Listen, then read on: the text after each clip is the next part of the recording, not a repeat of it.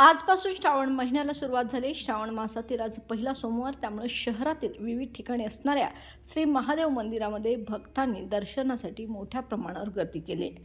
शहरातील छत्रपती शाहू क्रीडांगणाजवळ असलेल्या श्री रावणेश्वर महादेव मंदिरामध्ये देखील दर्शन घेण्यासाठी सकाळपासूनच भाविकांची रीघ लागली होती।